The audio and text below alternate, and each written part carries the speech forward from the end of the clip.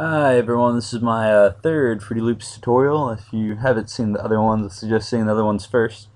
So this one is all about the playlist and how you can bring together different patterns to make an actual song out of different audio clips that you have. So I'm going to be building on my other two tutorials, so go ahead and open up Fruity Loops if you haven't already, and open up whatever you've been using and whatever you've been saving under the tutorial. Mine's called Tutorial 1. And so go ahead and open up the step sequencer again, and if you notice this time I have 6 total different instruments. So the 4 default different drums, except for this one is the hip hop kick, so I'm going to change that back because I actually don't like the sound of that. So I'm going to browse over.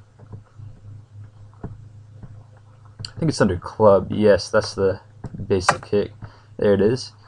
And so we have our synth line here too. So the drums sound like this.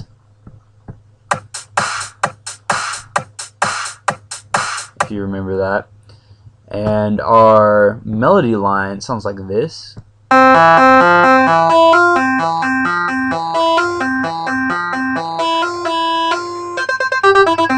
And I have added a bass line as well.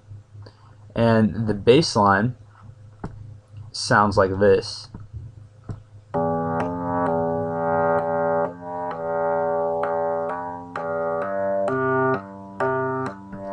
Might be kind of hard to hear, but anyway, that's the basic structure of the song. There's the 3 different parts, and we're going to find a way to merge them together.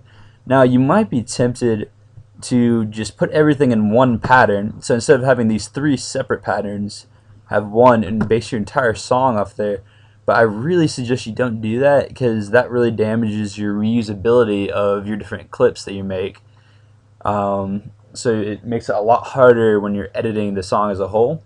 And when you break it up into pieces like this, you can take different instruments in and out and mix together things in way easier ways than if you actually had it all in one giant clip. And you'll see what I mean when I start getting into this. First thing I'm going to do is that synthesizer sounds really dry. It's a really basic tone. So I'm going to change the tone on it. See, that just doesn't sound quite good enough. So open up the actual synthesizer. You can do that just by clicking on the synth button. And if you see this little drop down arrow right here, this allows you to pick a different preset if you get on the presets. And there's tons of different presets to choose from. I'm just going to use the Arpinator SF over here because it sounds kind of nice. I'm not going to really change anything with it. Really, if you're making something professional, you'd want to maybe start with a preset, maybe design your own tone, but either way, you're going to at least mess with it a little bit to get that sound you really want, but that's going to take a lot of time, and I just want to show you guys what it sounds like. So this will sound like, with a new sound, it'll sound like this.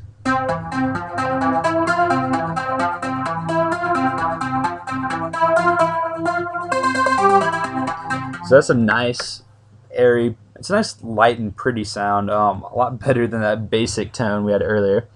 And now we have our separate components of the song.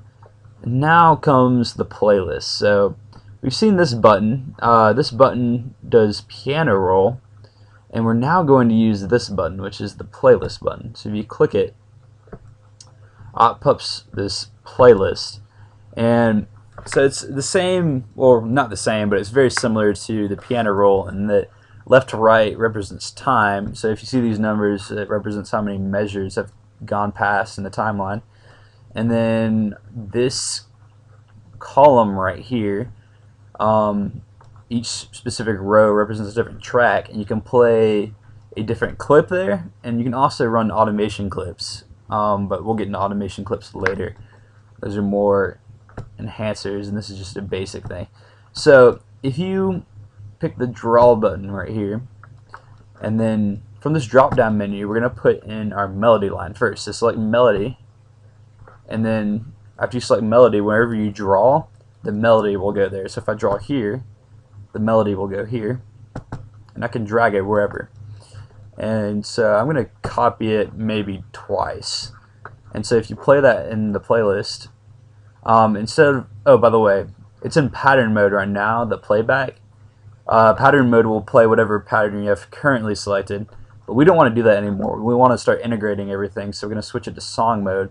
And song mode will play whatever's on this playlist. So if you see when it's in pattern, nothing's there, and as soon as you go into song mode, the cursor starts right at the very beginning of the playlist. So that means it's armed and ready to go. And so if I press play on this,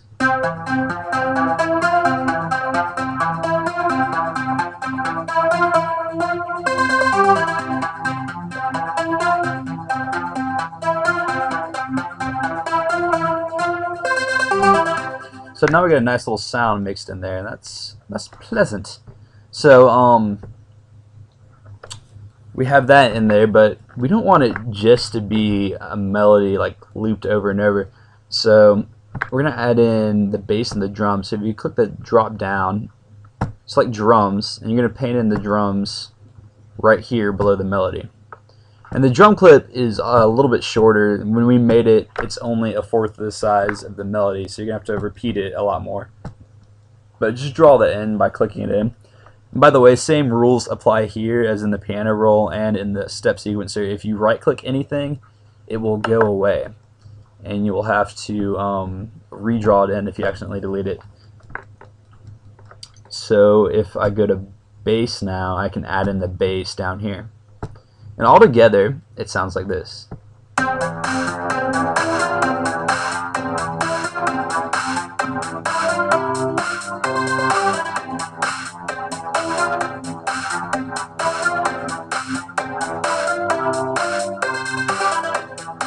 And it will, if you notice, it will loop after it reaches the end of the playlist to the beginning.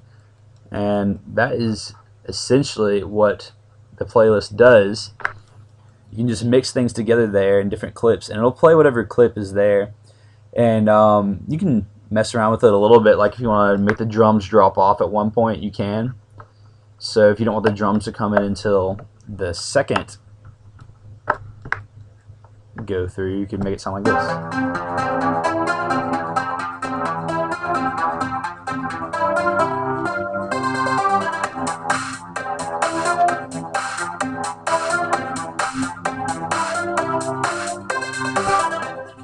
And so that's basically how the playlist works.